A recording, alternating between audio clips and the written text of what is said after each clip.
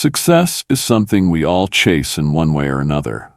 It might look like landing a dream job, paying off a mortgage, hitting a personal goal like running a marathon, or earning applause for something we've poured our heart into.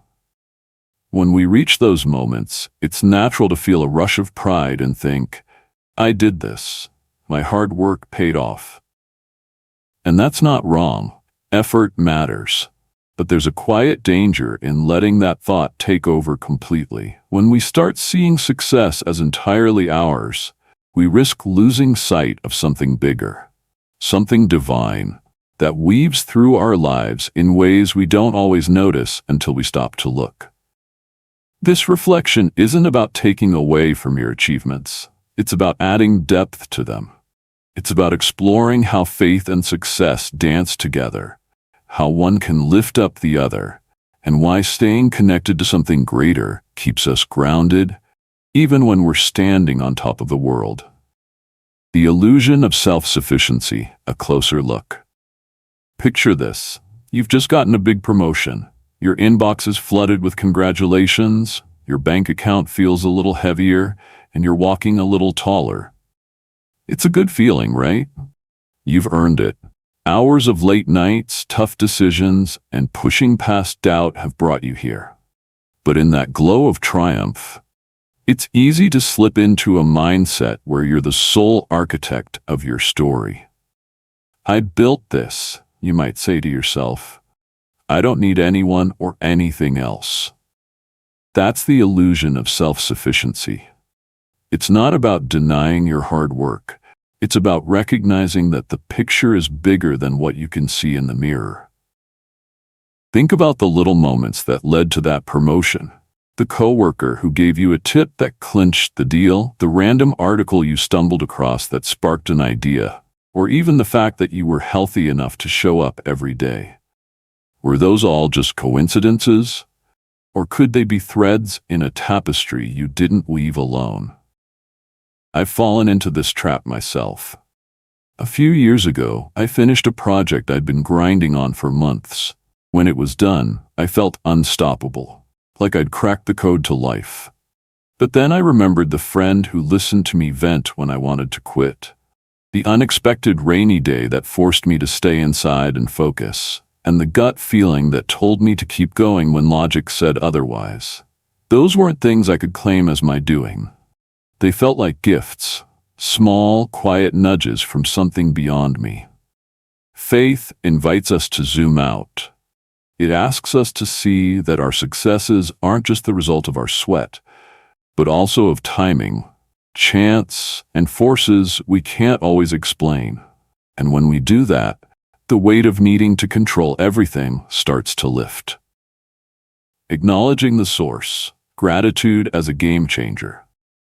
If you've ever sat down to write a thank you note, you know how it shifts your perspective. You start thinking about the people who helped you, the moments that lined up just right, and suddenly what felt like your victory becomes a shared one. Faith takes that a step further. It's not just about thanking the people around you, it's about thanking the one who put them there. In many spiritual traditions, everything we have is seen as a blessing.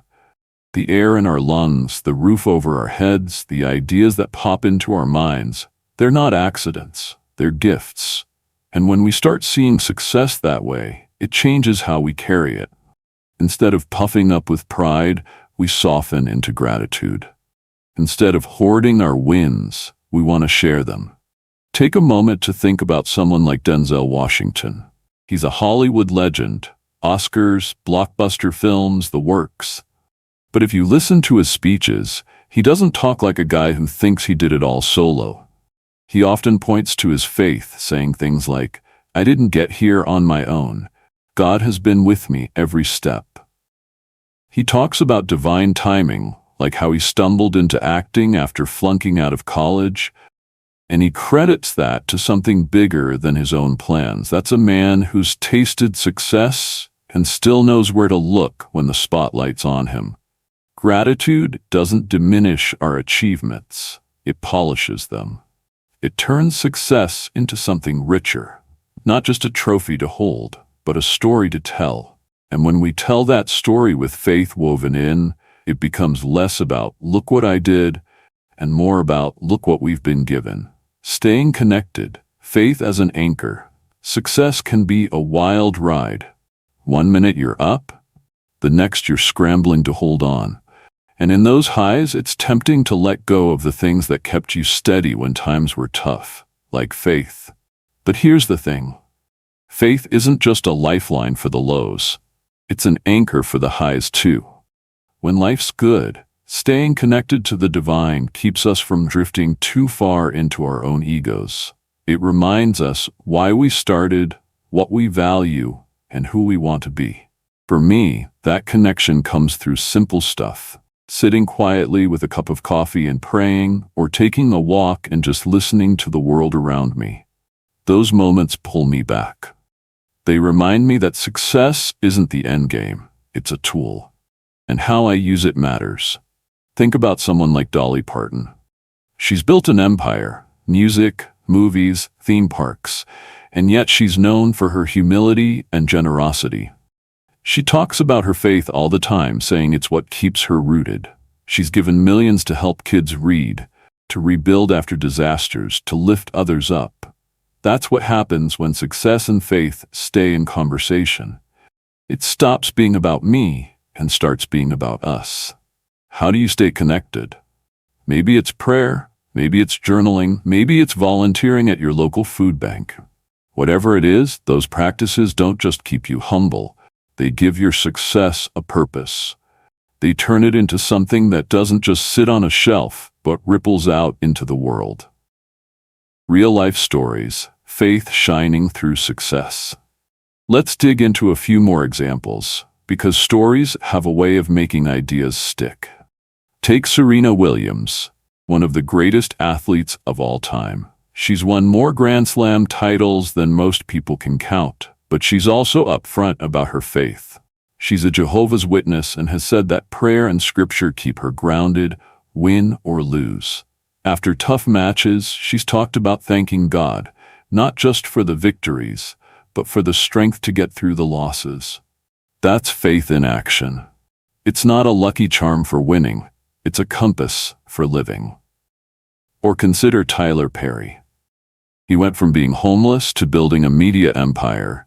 His movies and shows have made him a household name, but he'll tell you it wasn't all smooth sailing. Perry talks about praying in his car when he had nowhere else to go, asking for guidance, and feeling like doors opened when he least expected it. He said, "I know it wasn't just me, it was God's grace." Now, he uses his success to tell stories that inspire and to give others a leg up. That's what faith can do. It turns "I made it" into "how can I help?" These aren't just celebrity tales. They're human ones. They show us that faith isn't some abstract add-on to success. It's the heartbeat of it. It's what keeps people going when the odds are stacked against them, and what keeps them generous when the world says to take more. A personal pause, reflecting on your own path. Let's bring this home for a minute. Think about a time you succeeded at something that mattered to you. Maybe it was graduating, getting a raise, or even something small like fixing that leaky faucet after watching a dozen YouTube tutorials. How did it feel? Did you pat yourself on the back and move on, or did you stop to wonder how it all came together? I'll share one of mine. A while back I started a little side hustle. Nothing huge, just something to pay a few bills. I was nervous, second-guessing myself every step of the way. But then, things started clicking. A friend offered free advice, a client showed up out of nowhere, and I found just the right tool at just the right time. When it worked out, I wanted to take all the credit. But looking back, I can't ignore the timing of it all. Those lucky breaks that didn't feel so random. I whispered a quiet thank you one night, and it hit me. I wasn't alone in that hustle. What about you? Were there people who showed up when you needed them? Moments that felt too perfect to be chance? Take a second to sit with that. Write it down if you want. Those little dots connect into a bigger picture, and faith is the thread that ties them together. It's not about giving up your role in the story. It's about seeing the co-author who's been there all along. The ripple effect. Success that lifts others. Here's where it gets exciting. When we tie success to faith, it stops being a solo act. It becomes a gift we can share. Think about the last time you helped someone. A neighbor, a stranger, a kid who needed a kind word. Didn't it feel good? That's what happens when success meets purpose. It spills over. I met a woman once who'd built a small business from scratch. She'd struggled for years, single mom, long hours, the whole deal. When she finally turned a profit, she didn't buy a fancy car or move to a bigger house. She started a fund to help other single moms get training for better jobs. She told me, "God got me through. Now it's my turn to pass it on." Her success wasn't a finish line. It was a starting point. That's the beauty of this mindset. It's not about guilt-tripping yourself into giving back. It's about wanting to, because you see the bigger picture. Faith shows us that our blessings aren't just for us. They're for the people we touch, the communities we build, the world we leave behind. Conclusion. A life of humility, gratitude, and purpose. So where does this leave us? Success is a funny thing. It can lift you up or weigh you down depending on how you hold it. When we chase it alone, it's a treadmill, exhausting, endless, and a little empty. But when we weave faith into it, it becomes a journey, one with meaning, connection, and a quiet kind of joy. This isn't about preaching or pointing fingers. It's an invitation. Next time you hit a milestone, big or small, pause. Look back at the road you traveled. See the hands that helped, the doors that opened, the strength you didn't know you had. Say thank you to the people, to the divine, to yourself. Then ask, how can I share this? Because that's the real win. Success tied to faith doesn't just make us better, it makes the world better. It turns us into lights for others, not because we have to be, but because we want to be. And in that space, between humility, gratitude, and purpose, we find something success alone can't give. Peace. After watching, remember to like and subscribe to the channel. I have many good videos to share. Learn to give, and God will give you peace.